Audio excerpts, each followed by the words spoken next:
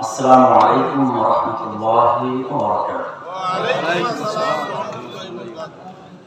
কেমন আছেন আপনারা? আলহামদুলিল্লাহ। আল্লাহ তাআলার অশেষ মেহেরবানিতে আর আপনাদের দোয়ার বারাকাতে অনেক অনেক অনেক ভালো আছি।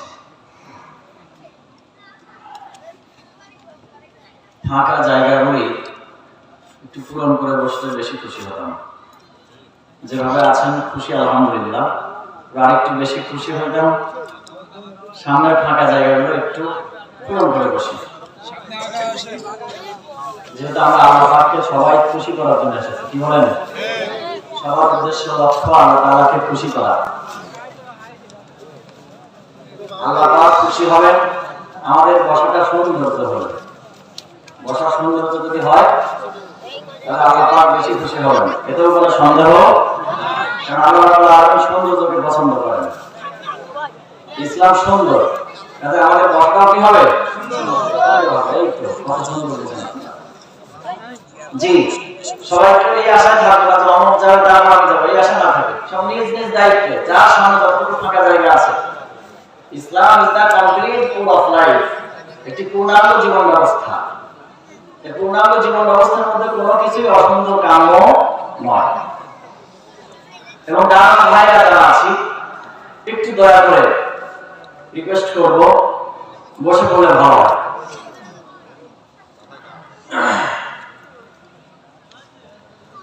আলহামদুলিল্লাহ আলহামদুলিল্লাহ নাহমাদুহু ওয়া নাস্তাঈনুহু ওয়া নাস্তাগফিরুহু ওয়া নাউযু বিল্লাহি মিন শুরুরি আনফুসিনা ওয়া মিন সাইয়্যাতি আ'মালিনা। من يهد الله فلا مضل له ومن يضلله فلا هادي له ونشهد أن لا إله إلا الله وحده لا شريك له ونشهد أن سيدنا ومولانا محمدا عبده ورسوله الذي أرسله الله تعالى بالحق بشيرا ونذيرا وداعيا إلى الله بإذنه وسراجا وقمرا منيرا. أما بعد فقد قال الله تعالى في كلامه المجيد وفي فرقانه الحميد. أعوذ بالله من الشيطان الرجيم. بسم الله الرحمن الرحيم. ظهر الفساد في البر والبحر بما كسبت أيدي الناس ليذيقهم بعض الذي عملوا لعلهم يرجعون. وعن عبد الله بن عمر رضي الله تعالى عنه قال: أقبل علينا رسول الله صلى الله عليه وسلم فقال: يا معشر المهاجرين خمس إذا ابتليتم بهن وأعوذ بالله أن تدركوهن إلى آخر الحديث. وقال تعالى في شأن حبيبه ومحبوبه ومعشوقه إن الله وملائكته يصلون على النبي يا أيها الذين آمنوا صلوا عليه وسلموا تسليما. اللهم صل على محمد وعلى آل محمد كما صليت على إبراهيم وعلى إنك حميد مجيد. اللهم بارك على محمد وعلى آل محمد كما باركت على إبراهيم وعلى إنك حميد مجيد. بلغ العلا بكماله كشف الدجى بجماله حسنت جميع خصاله صلوا عليه وآله. بالكسوة दूर रही है हम लोगों के सामने दिन की सूरज डूब रही है हम लोगों के सामने। रोज महशर क्या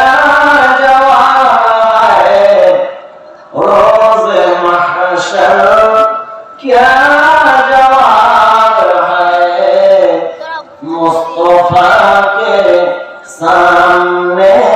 बलगल उला बिकमालिही कशफत दुजा बिजमालिही हसनत जमीउ खिसालिही सल्लु अलैहि व आलिही।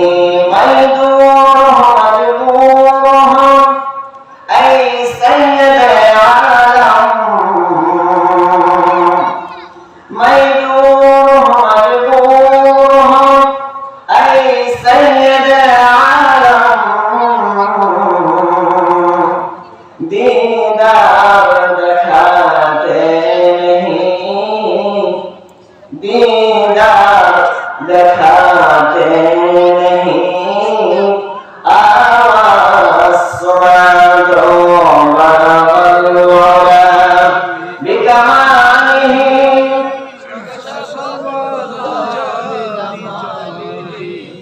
हसनत जमीउ खिसालिही صلوا عليه وآله। لا إله إلا الله لا إله إلا الله لا إله إلا الله لا إله إلا الله لا إله إلا الله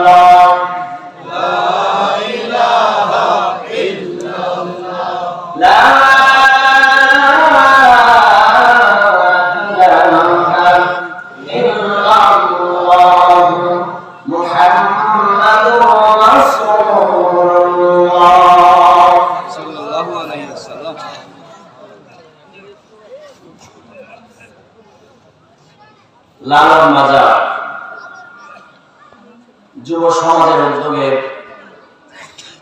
আয়োজিত প্রথম বার্ষিক তাফসীরুল কোরআন মাহফিলের সুনামধন্য সভাপতি, আজকের মাহফিলের প্রধান অতিথি, বিশেষ মেহমান,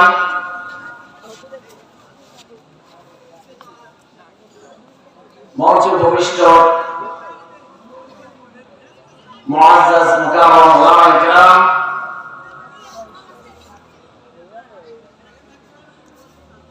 সাহিত্যাকাশের উজ্জ্বল নক্ষত্র, বরিষ্ঠ ভাষী পরিচালক, সুনিপুণ হস্তের সময় নিয়ন্ত্রক এবং আমার সামনে উপবিষ্ট সুজলা সুফলা শস্য শ্যামলার উপসী বাংলার প্রত্যন্ত অঞ্চল থেকে আগত, দ্বীন ইসলামের জন্য নিবেদিত, ইলমে ইলাহি অন্বেষণে লিপ্ত এক ঝাঁক তাওহীদি জনতা, পর্দার অন্তরায় অবস্থিত আমার অত্যন্ত শ্রদ্ধেয় মা এবং বোনেরা,